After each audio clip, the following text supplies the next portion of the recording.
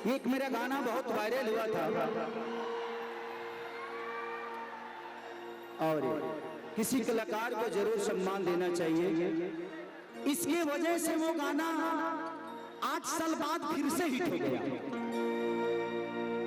वो 8 साल पहले मैंने गाना गाया था कि हमर होके लगही सुतालिए।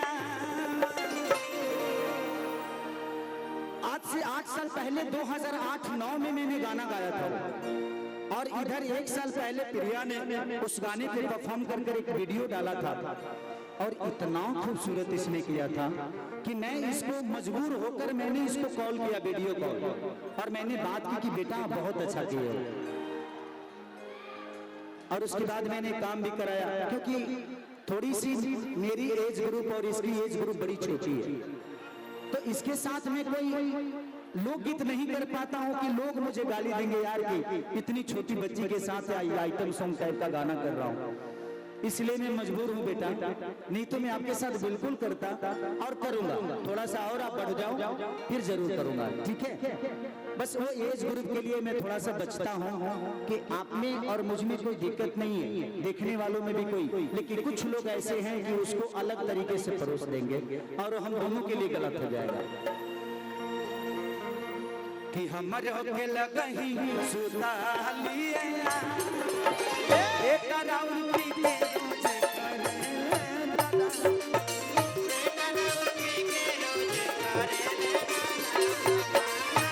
राउंड पी के रोज करे हमर होके लगही सुतालिए, हमर होके लगही सुतालिए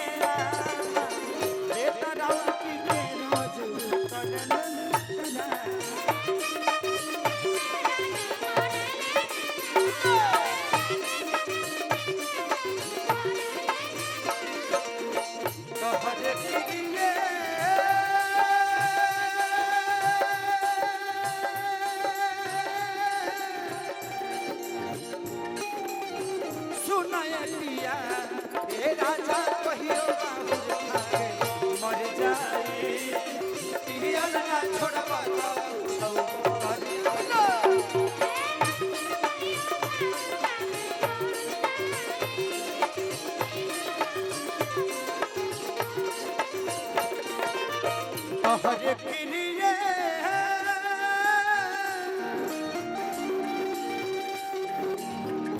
हरे किरिए सुना ये पिया ए राजा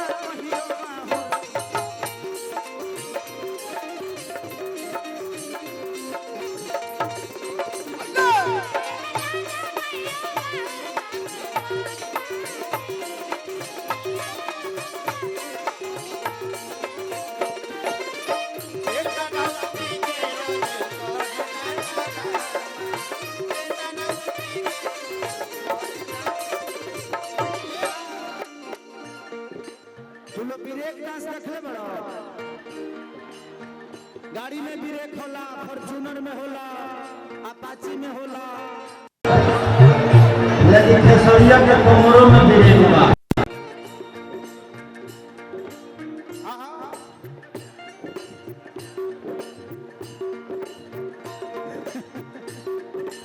औरतिया कहतिया आधी आधी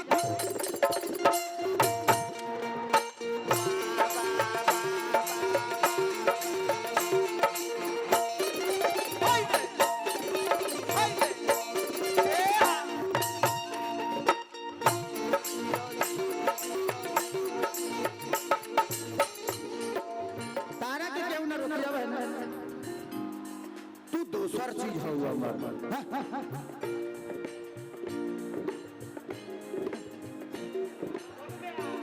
आ तो 500 से के बार 1000 100 रुपया पा गइल आपको बिटिया के पैसा हो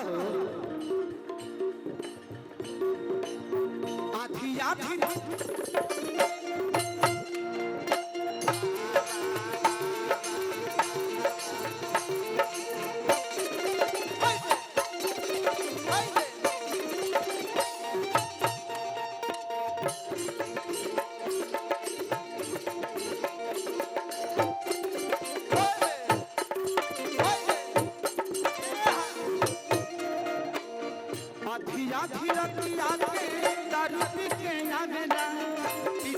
के बाड़ी हमारा के जगाए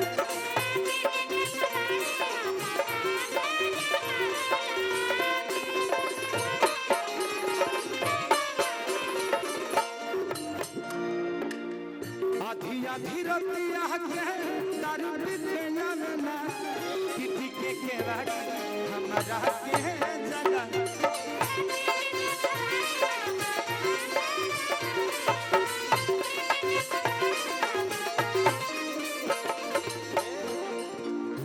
चलिए संजय भैया की तरफ से फिर बहुत सारा पुरस्कार भगवान से प्रार्थना शुभकामना खातिर जहाँ हमारे संजय भैया है एकदम आबाद रहस जहाँ रहस झारखंड रहस चाहे इलाहाबाद रहस मारे खातिर लेके दौड़े आज दौड़े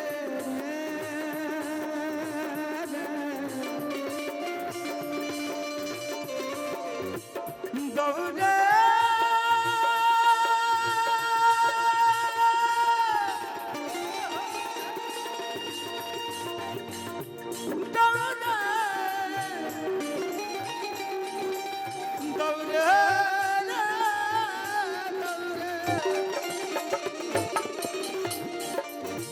मारे खाती लेके दौड़े बसवा बेटा दौड़ी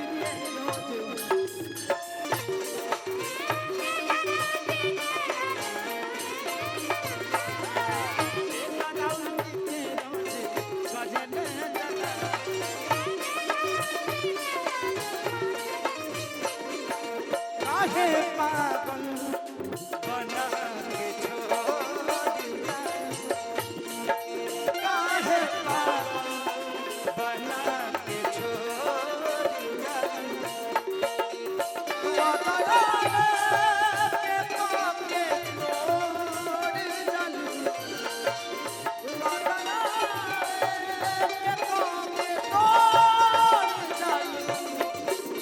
काहे पागल बना के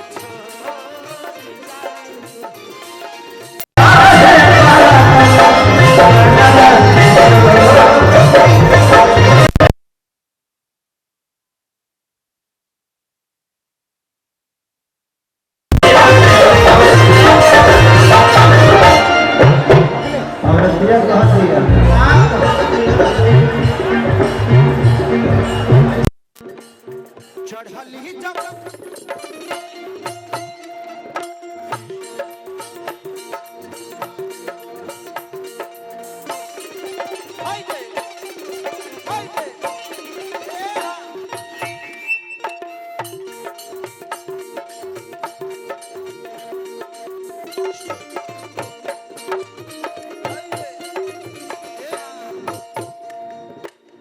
चढ़ली जवनिया भइल बाटे माटी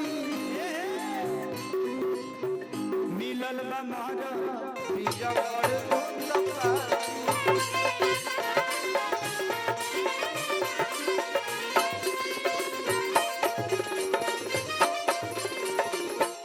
चढ़ली जवनिया अरे दिया हो भइल बा माटी मिलल बा महजत सखी हो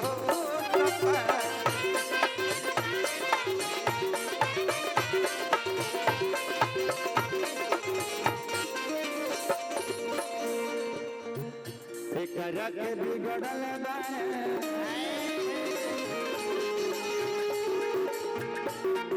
अकल सिपिया के खमा एकरा के बिगड़ल आखी सिपिया के खमा तो बेटा राव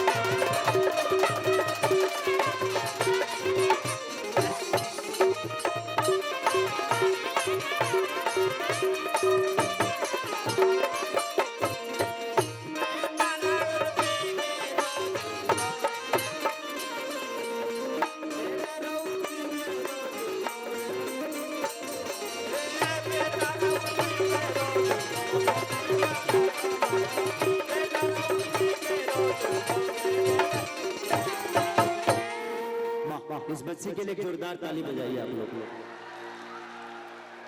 भगवान करे कि ऐसे ही दिनों रात चौगुनी बढ़ती रहो आप। हमारी शुभकामना, हमारी दुआ आपके साथ है।